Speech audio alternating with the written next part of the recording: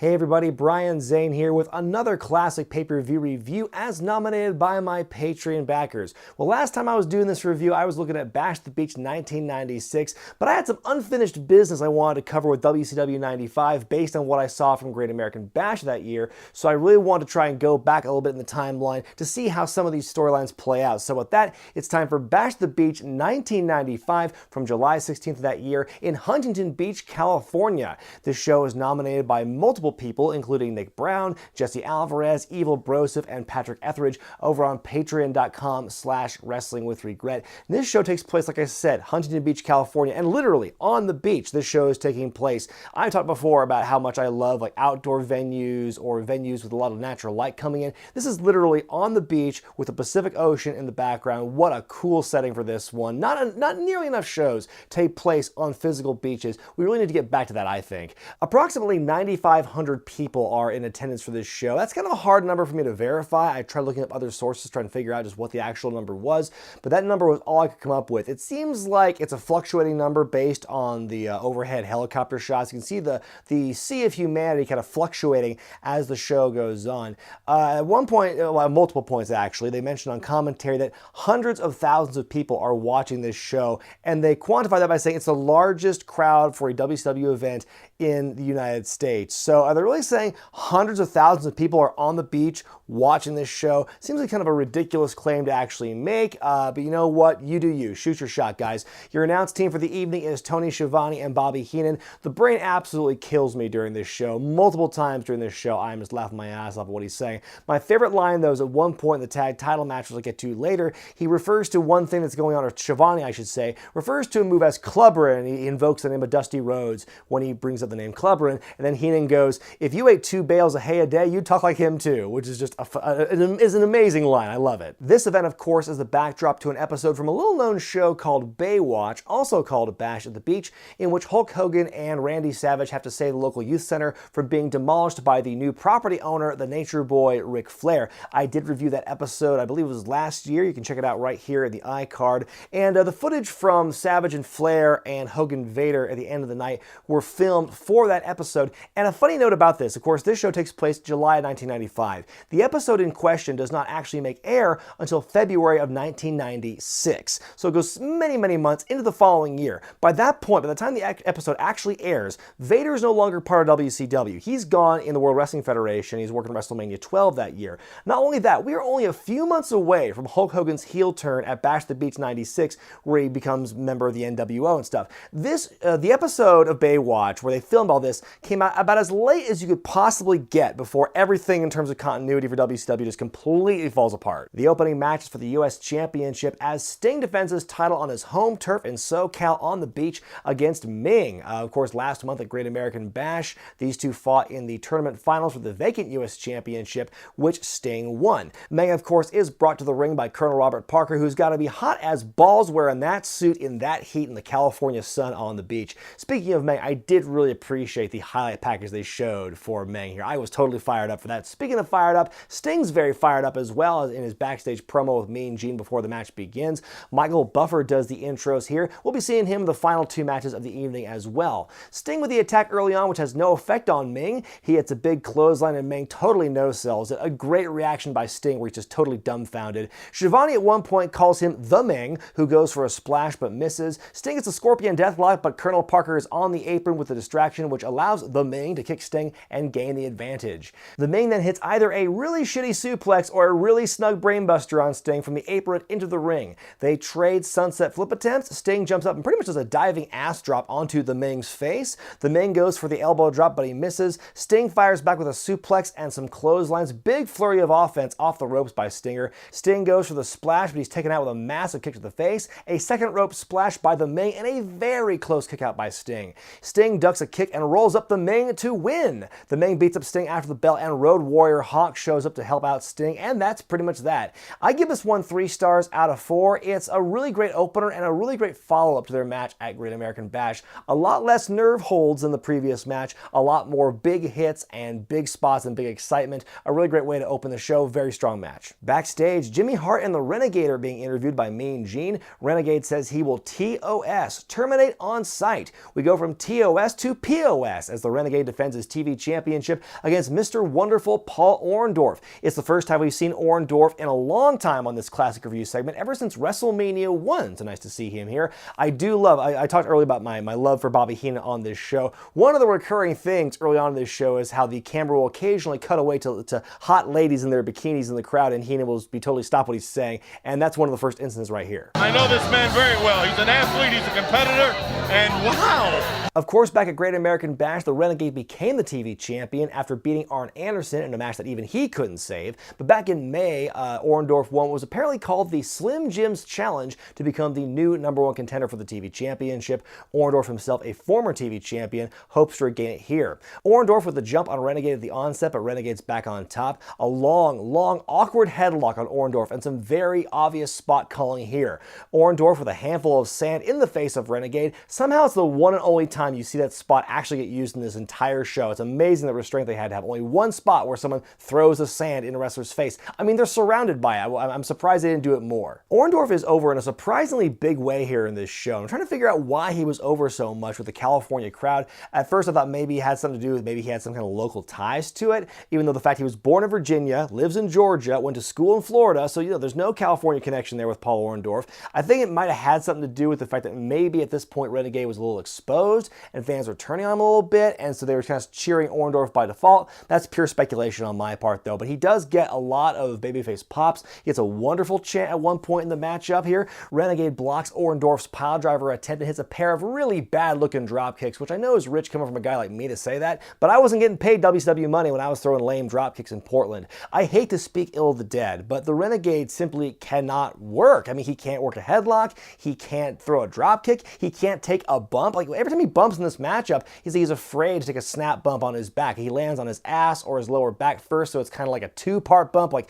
ass, back. It's just not a very good look for Renegade. Like I said, he's kind of exposed at this point. Renegade counters a suplex, hits a back body drop. Nick Patrick counts the 3 despite Orndorff clearly getting his shoulder up. The crowd does not like it, and Renegade is the babyface here. Orndorff jumps Renegade, hits him with a piledriver to a thunderous ovation by the audience, and to reiterate, Renegade is the babyface. Renegade, though, does no-sell the piledriver, hits Orndorff with a top rope crossbody, and that is that. I'm going to give this one 0 stars out of 4, continuing the rich tradition of Renegade having bad matches. If Arn Anderson couldn't get anything past a 0-star match in a Renegade, I don't expect much more out of Paul Orndorff. This is just not a very good match here. Not a good look for, Orndorff, who is a good worker, especially in his prime. He's past that now, but even he was a better worker than Renegade ever was on his best day. And again, hate to speak ill of the dead, but I mean, Renegade was just he was placed on this pedestal here as kind of a replacement for the Ultimate Warrior, and it totally backfired. So back at Slamboree, Kevin Sullivan went on a spirit journey to the Dungeon of Doom, which is headed up by the Master, aka King Curtis Iakea. Sullivan is rechristened the Taskmaster. He calls the Master his father. We see a vignette here on the show where Sullivan drinks from the Goblet of Darkness, and the Master has another gift for Sullivan. He's another warrior to help in his fight against Hulkamania. He brings out Kamala, the Ugandan giant, and it's also worth noting that in commentary they mentioned that the Zodiac was introduced the night before on Saturday night, and don't worry, we'll be seeing more of the Zodiac soon enough. Speaking of people who yell a lot, Hacksaw Jim Duggan shows up for a backstage promo with Mean Gene. He says he will strike down the Taskmaster and Kamala. We then go to our next match in the Jim Slade Slim Jim's Slam Bash at the Beach. Ladies and gentlemen, the next match from Jim Slade Slim Jim Slam Bash at the Beach. The aforementioned Hacksaw and Kamala wage war in singles action up next. Duggan throws hands and tries to knock Kamala off his feet, but Kamala does the big wobbly sell a few times before Duggan finally knocks him down. Kamala then wants a hug, or does he? It's a trap. Then Bobby Heenan on commentary alleges that Kamala has 9 or 10 toes on a single foot. Kamala with a bear hug, in which Duggan fights out of. He does eat a turnbuckle though.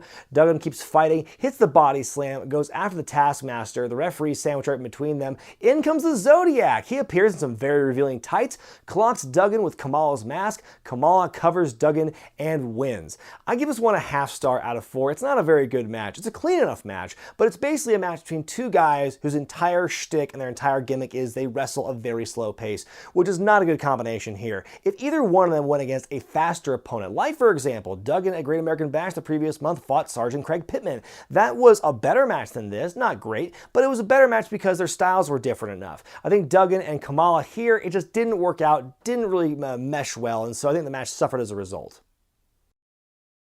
Backstage, the Macho Man Randy Savage cutting a fiery promo on the Nature Boy Ric Flair as he gets ready for their big lumberjack match, or lifeguard match, I should say, later in the night. Picking up where that epic arm wrestling contest from the previous month's pay-per-view left off, we see Diamond Dallas Page with the Diamond Doll and Max Muscle taking on Evad Sullivan in singles action. This angle is essentially the Randy Savage, Miss Elizabeth, George Steele feud from a decade prior with different players. You know, Evad is the simple-minded guy who has the innocent crush on the Diamond Doll. DDP is a jerk. You know how this goes. Anyway, as DDP's making his entrance, we see a small child in the Hulkamania shirt who seems to be confused about what his cue is as he delivers flowers to the Diamond Doll. DDP is pissed. Evad comes out and leaves Ralph the Rabbit behind and rushes the ring, shoves the roses in DDP's face. There's already way more energy in this opening 30 seconds of the match than there ever was in the Duggan Kamala match times like 5. As I'm watching this match on the network, there appears to be some kind of video edit in the middle of Evad's big heat at the beginning of the match. I can't figure out what it is, but there's definitely some kind of cut in the audio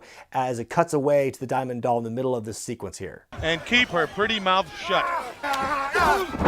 Shoulder block again. Kimberly distracts Evad with her sheer presence at ringside, which allows DDP to get the cutoff. Shivani describes DDP's behavior toward Kimberly, and Heenan goes, well, he's not physically abusing her, like, which yeesh. Some fans seem to be throwing some stuff around during the matchup. You can see somebody get ejected, I think, on the bottom of the shot. Evad makes his big comeback, but Max Muscle gets on the apron. DDP decks Evad from behind and hits the Diamond Cutter to win. I give this one 1.5 stars out of 4. It's a short and sweet match. It's not amazing, but it's a huge breath of fresh air compared to the last 2 matches we just saw. Sister Sherry and the tag team champs, the Harlem Heat, have a promo backstage. Stevie Ray stepping on Mean Gene's foot, y'all. We then go to a 3-team match for the tag team titles as Harlem Heat defend against the Blue Bloods and the Nasty Boys. The culmination of months of bickering and fighting between all 3 teams over the belts. The belts have changed hands among the teams a few times over the last couple of months. This is the last big confrontation they have for the time being, though. Unlike modern triple threats we see today, DQs are they're on the table here, and if a team gets disqualified, they're eliminated,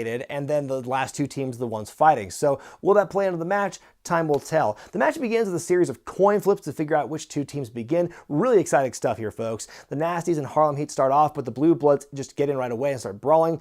Lord Regal's put in the pit stop, but we don't get any close-ups of classic Steve Regal facial expressions. Get on the ball, camera crew. Booker T, as he is the heel, is doing a really good job getting heat by just yelling at the crowd saying, "Shut up, you stupid idiots." Just a really great work by Booker T as a heel here. Earl Robert of Eaton tries tagging in Stevie Ray as he's already wrestling Booker T in the ring, so it's implied he wants Booker and Stevie to wrestle each other, but the referee's like, nope, don't do that. And so we just get this kind of like brain fart moment here where we're just kind of like, well, I guess to tag someone else in. And I don't know what they would have done with that had they actually let that go with Booker and Stevie wrestling each other. It reminds me of the Outlaw Rule, or the match that begat the Outlaw Rule in the Federation a few years later, when you had Road Dogg and Billy Gunn in a very similar kind of match where they were just tagged in together in a multi-team match, and one just pinned the other to win the tag team championship. So they made that a rule. You can't do that anymore. So I don't know if they would have actually done that with Stevie and Booker, or I don't know what the miscommunication was with this tag attempt by Bobby Eaton here. The commentary is going on and on throughout this match about how little the rules make sense. And you know what? I mean, I don't think the rules, I don't think it's an issue of the rules not making sense, but the crowd is definitely confused about what's going on here. It's 2 heel teams, 1 babyface team, and you're supposed to have only 2 guys in the ring at once. It's not triple threat rules. So there's only 2 guys in the ring at one time. So you have these issues of like guys tagging in just kind of randomly. There's no flow. There's no semblance of storyline. I get the feeling they're just calling the match in the ring as it's going on. They had nothing planned beforehand except for maybe the finish, because this is just a really confusing matchup. It's very boring.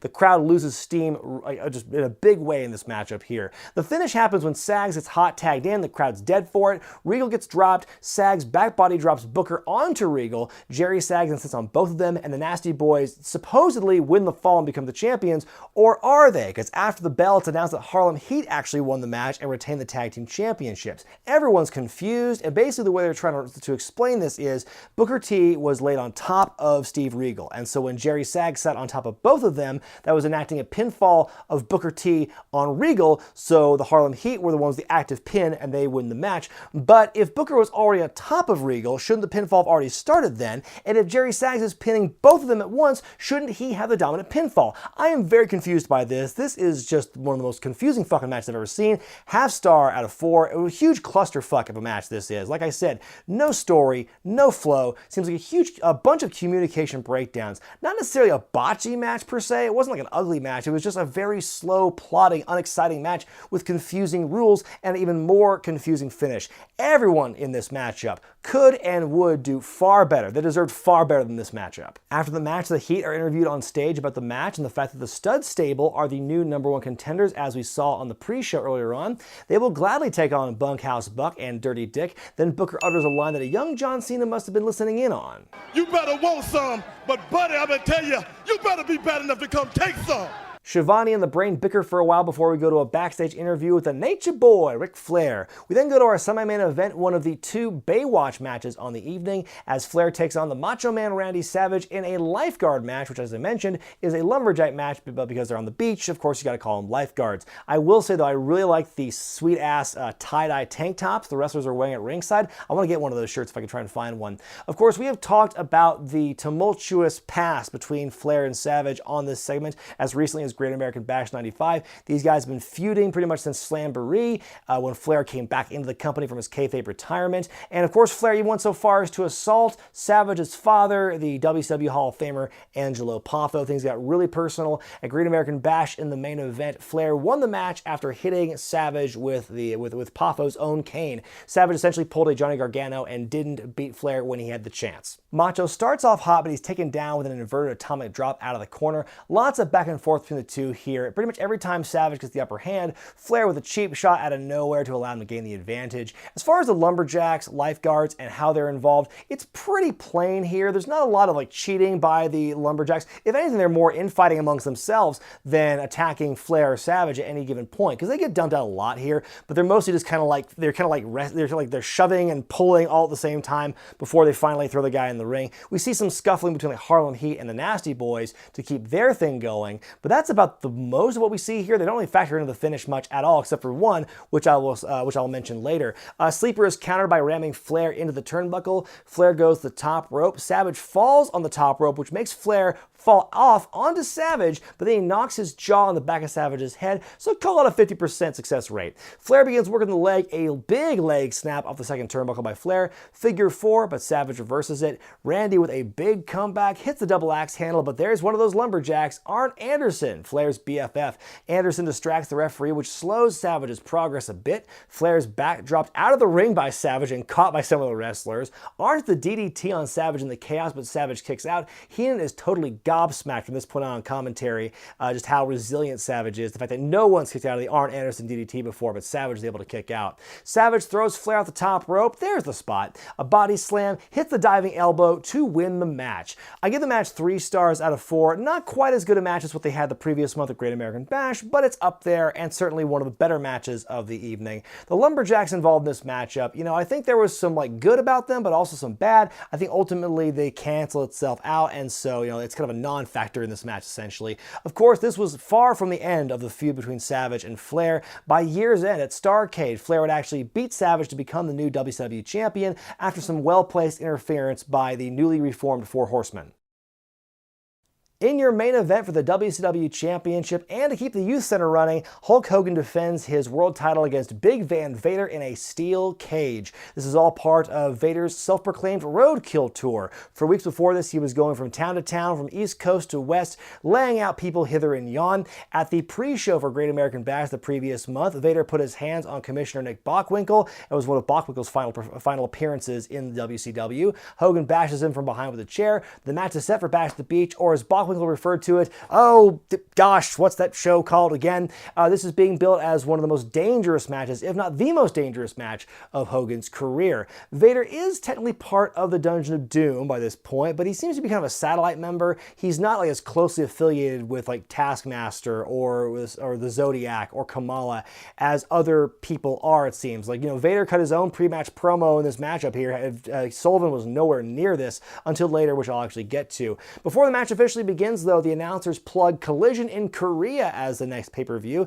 It was an event that took place in North Korea. It actually took place in April, but then it was aired on pay-per-view that August. And this is one of the very few shows that you will not find on the network. Although if you want to learn more about that show, I highly recommend you check out the episode of 83 Weeks with Eric Bischoff, where they talk at great detail about Collision in Korea and that entire trip. It's a really fascinating listen. Hulk Hogan then cuts his promo with Jimmy Hart and Dennis Rodman flanking him. Rodman says some words. The last time I saw you was at the airport in Detroit. That's the last time you go ever see me at the airport of Detroit, baby. Vader! Anyone gets near that cage, the head is bashed, big man, bashed! The match begins right away when Hogan wraps his shirt around Vader's neck and drags him around the ring. Vader won't go down, though. He eventually overpowers Hogan and sends him into the cage. Hey, Dennis Rodman, act like you give a shit. Hogan puts on Vader's helmet, which has been in the ring this whole time, headbutts Vader with it, which is pretty funny. Vader comes back, hits 2 straight Vader bombs. Hogan somehow kicks out of those. Vader goes to the top rope, goes for what I think is a senton, but he lands in a really weird, scary way as Hogan rolls out of the way. Hogan goes to the body slam, but Vader falls on top of him, kick out. Hogan with a clothesline, the body slam, but Hogan hurts his back in the process, which allows Vader to recover. He hits a frog splash from the second rope, but Hogan kicks out and then hulks up. Hogan throws Vader from pillar to post, hits a big boot and another kick in the gut. The Taskmaster and the Zodiac appear, but Rodzilla fights them off with a steel chair. He's earning his stripes, getting ready for his big Celebrity Championship Wrestling run. Hogan with 2 leg drops. He goes to escape. Vader tries to catch him, but Hogan deflects. Hogan exits the cage and retains the championship. I give the match 2.5 stars out of 4. I think it's certainly one of the most emotionally charged matches in terms of build, the nice story of Hogan fighting the giant, the big monster, like he did all the time. You know, this is not a great technical match, but with these two, it doesn't really need to be. I think the steel cage really helped elevate their match and really added a lot to it. I think, yeah, it was an overall pretty strong way to end the show. Then the show ends on kind of a weird note, because right after the match, not too long after Hogan wins, the announcers think the show's about to go off the air, so they sign off. But after the sign-off happens, we're still on the air for several more minutes, and Ric Flair re-enters the ring, begins chastising Vader for losing the match. You lost the youth center property, how dare you? Vader then turns on Flair. Arn Anderson makes the save. Flair does this incredible, like just high jump, just bails out of the steel cage in one fell movement. As Vader chases him off, he challenges Flair and Anderson to a matchup for later, and now the show is finally over. I think that there's only 3 matches on the show worth watching. There's Sting and Meng, there's Flair and Savage, Hogan and Vader, but even then, those 3 matches don't really have anything to really, oh my god, you have to see this show because like XYZ happens. Like, they're just the strongest matches on the particular show. Everything else you can just completely ditch. In particular, the Renegade versus Orndorff match and that triple threat tag team title match. Just a huge ball of confusion, that one. You know, the setting of the beach is really cool. I want to see more shows that take place on that really unique setting like that. And you know, there's a lot of historical pizzazz to it because, oh, they filmed some stuff for Baywatch on this show. But beyond that, it's like a really below average pay-per-view. You know, 95 WCW was certainly not the business. Well, I hope you enjoyed my review of Bash the Beach 1995. If you want to play a role in determining which shows I look at, be they good, bad, or somewhere in between, go to patreon.com/wrestlingwithregret, become a $10 backer or above, and you'll have the chance to nominate classic shows for me to review in the future. Next time on this segment, well, I did mention a moment ago how WCW 1995 was not the business. Well, the same can be said for the World Wrestling Federation around that same time. So I'm going to look at a show that takes place very close in the calendar to this event, and with the recent return of King of the Ring on main programming, I think it's only worth it to bring this show up. It's King of the Ring 1995. I'm Brian Zane, and I'll see you next time.